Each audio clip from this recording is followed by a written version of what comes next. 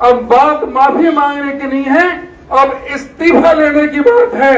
जब तक अमित शाह इस्तीफा नहीं देंगे, नरेंद्र मोदी अपने मंत्रिमंडल से इन्हें बर्खास्त नहीं करेंगे, जब तक ये आंदोलन चलता रहेगा। ये बाबा साहब का अपमान करके इस देश के दलित, पीड़ित, शोषित, उपेक्षित, सर्वहारा वर्ग के, किसान के, मजदूर के, वंचित समाज के, सबके साथ में सबका जो जिस तरह से इन्होंने अपमान किया है, और ये सोच का परिणाम है कि जो आरएसएस की सोच है, कि जो गरीब विरोधी सोच है, किसान विरोधी सोच है, जो मनुवादी सोच है, जिसके खिलाफ बाबा साहब सारा जीवन संघर्ष करते रहे।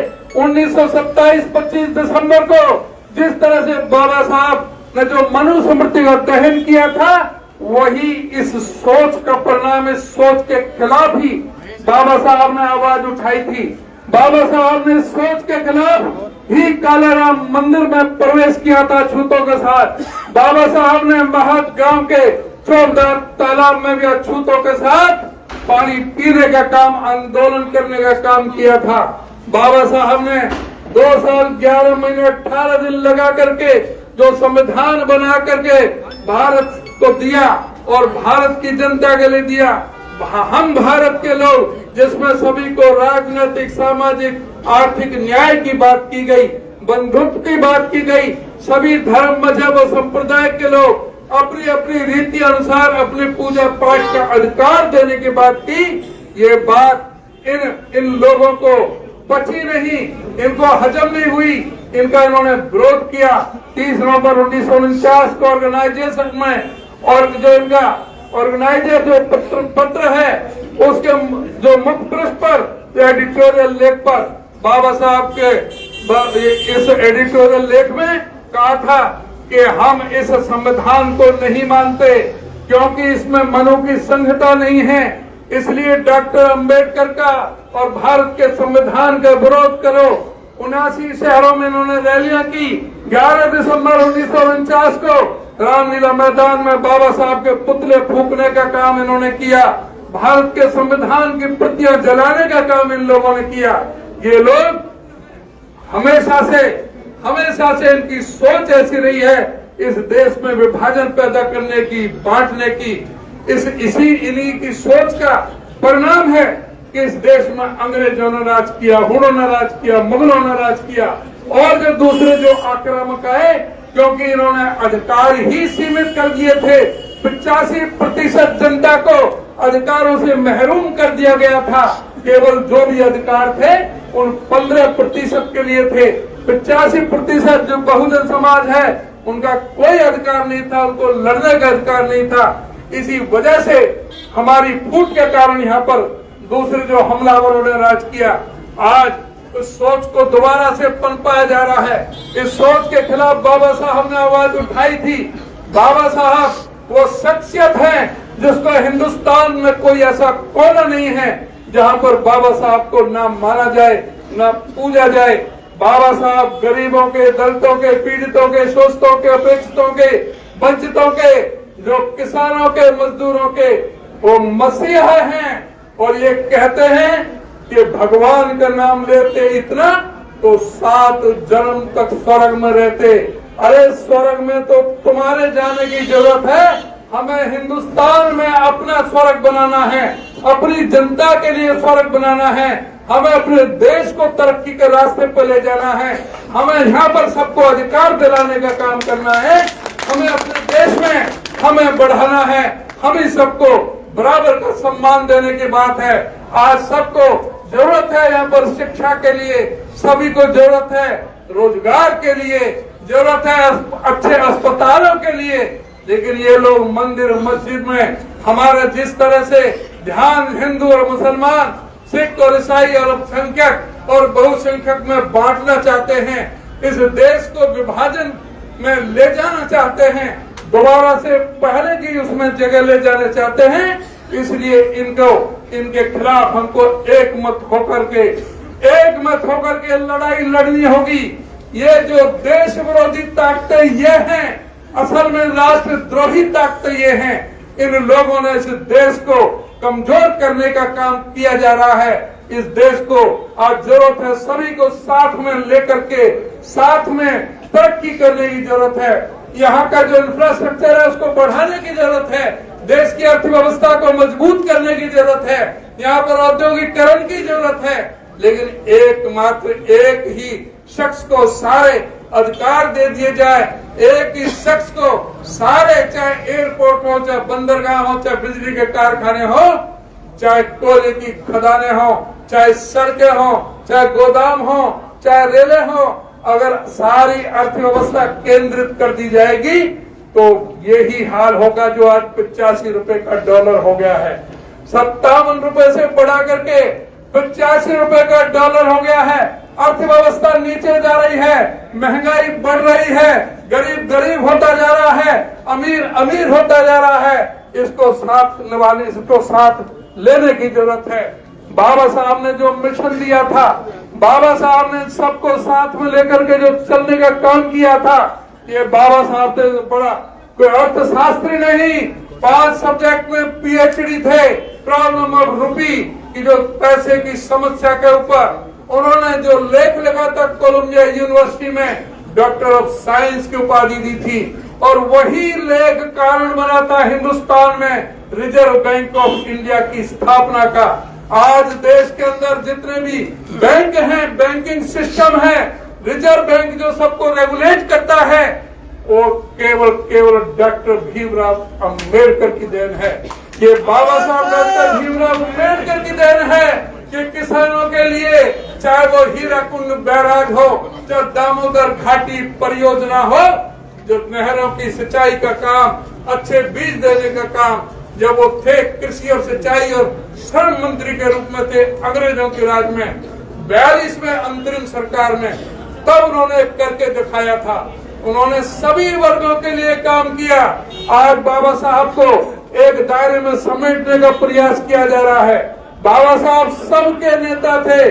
बाबा साहब इस हिंदुस्तान की आवाज थे। बाबा साहब इस देश के गरीबों की आवाज थे। इस देश के व्यापारियों के, पिछड़ों के, दलितों के, सभी की आवाज बन करके वो उभरे थे। उन्होंने जिस तरह से जो एक हालात देखे थे, इंसान इंसान से नफरत करता था, इंसान इंसान से छू नहीं सकता था, उसके बर्तन नहीं छू सकता था, ऐसी परिस्थितियों को हटाने का काम बाबा साहब डॉक्टर भीमराव अम्बेडकर ने किया। आज जो हमें जो वोट का, मत का अधिकार दिया है, बाबा साहब डॉक्टर भीमराव अम्बेडकर ने उसी वोट की खातिर, उसी वोट की वजह से इस देश में छुआछूत कम हुई है, लेकिन जातिवाद फिर भी कम नहीं हुआ। बाबा साहब के संविधान में सोच है महात्मा कबीर की, बाबा साहब के संविधान में सोच है संत शिरोमणि गुरु रविदास की, बाबा साहब के संविधान में सोच है गुरु नानक देव की, बाबा साहब के संविधान में सोच है पेरियार की, बाबा साहब के संविधान में सोच है महात्मा ज्योतिबा फूले की, महात्मा साथ में सावित्रीबाई फूले की। ये सोच बाबा साहब के में है। बाबा साहब जो समय के जो हमारे महात्मा संत हुए हैं, उन्होंने सबको साथ में लेकर के बात करी, चाहे वो धन्ना जाट हो, चाहे वो सदना कसाई हो, चाहे वो दूसरे हमारे जो महापुरुष हुए हैं, उन सब की सोच बाबा साहब की सोच के साथ निहित है। बाबा साहब ने उन सबको आगे बढ़ाने का काम किया था। संत कबीर ने कहा था, हिंदू कहो तो मैं ना हूँ, मुसलमान भी ना है, 5 तत्व का पुत्रा गैरी खेबे माए, 5 तत्व का पुत्रा रज बीरज की बूंद, एक ही घाटी नीसरा, ब्राह्मण क्षत्रिय शूद्र। बाबा साहब ने ऐसे महापुरुषों की सोच को साथ में लिया था। इसी तरह से संत शिरोमणि गुरु रविदास ने कहा था कि उपजे हम सब एक बूंद थे, का बामन का सूद, मूर्ख जन योई उलझ रहे, राम सब में मौजूद, सब में ईश्वर मौजूद है, सब में अपने कर्म अच्छे करो, कर्मों को आगे बढ़ाओ, अपने गरीबों की सेवा अपना आगे बढ़ाओ, उनको उनका आर्थिक न्याय दो, सामाजिक न्याय दो, उनको समान अधिकार दो। इस तरह से सोच बाबा साहब डॉक्टर भीमराव अम्बेडकर की थी। तो मैं आप बोलो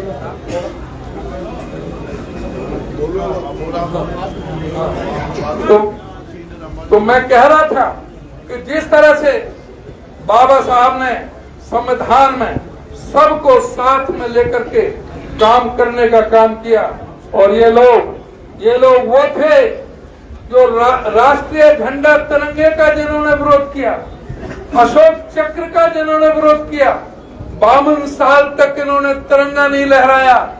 अब ये तिरंगा यात्रा भी निकालने के लिए मजबूर हुए हैं। आज मजबूर हुए हैं ये सोच वाले, आज भारत के संविधान को माथे से लगा करके चूमने का काम करते हैं।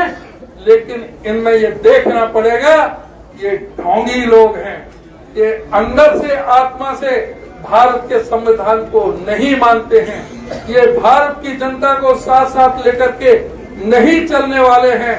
ये वो लोग हैं जो इस देश में जो बांटना चाहते हैं, जाति के नाम से, धर्म के नाम से, मजहब के नाम से। इनके मंसूबों को हमें पूरा नहीं होने देना है। अपने देश को इकट्ठा होकर के हमें एकजुट होकर के चलना है। मैं आपसे ये अनुरोध और निवेदन करना चाहूंगा, ये जो लड़ाई है, अमित शाह जब तक इस्तीफा नहीं देगा, नरेंद्र मोदी जब तक अमित शाह को बर्खास्त नहीं करेंगे, ये लड़ाई रुकेगी नहीं, ये लड़ाई जारी रहेगी। अभी सोमवार को हम होडल में भी इसी तरह से प्रदर्शन करेंगे, उसके बाद हम हतीर में भी प्रदर्शन करेंगे, और आगे हमारे सारे प्रदेश में ये प्रदर्शन, ये प्रोटेस्ट लोकतांत्रिक ढंग से बिल्कुल हमारे जारी रहेंगे। उसी तरह से हम सबको साथ में लेकर के इनका चेहरा बेनकाब करने का काम करेंगे। आज जिस तरह से इन्होंने इलेक्शन की मशीनरी को जिस तरह से अपने हाथ में ले लिया, इलेक्शन कमीशन इतनी बेहयाई से, इतनी बेशर्मी से, जो 1961 की धारा के हिसाब से इलेक्शन कमीशन इलेक्शन करवा रहा है, लेकिन हम उनसे कोई सूचना नहीं मांग सकते। हाईकोर्ट ने आदेश दिया कि सूचना दो, तो उसको भी रोक दिया, ये सूचना नहीं दी जा सकती है। आज जिस तरह से जुडिशरी के साथ व्यवहार हो रहा है, जिस तरह से ईडी का, सीबीआई का, इनकम टैक्स का अपने विरोधियों को दबाने का इस्तेमाल हो रहा है, आज ये सारा देश देख रहा है। इस देश में जिसकी लड़ाई हुई थी लोकतंत्र की, आज वही तानाशाही अगर जो अंग्रेजों की तरह से यहाँ पर हो गई, तो क्या होगा इस देश में। ये अंग्रेजों के पिट्ठू लोग, ये लोग हमेशा अंग्रेजों के साथ जुड़े रहे थे। मैं आपको ध्यान दिलाना चाहूंगा, 1942 9 अगस्त को जब महात्मा गांधी ने आह्वान किया था, अंग्रेजों भारत छोड़ो,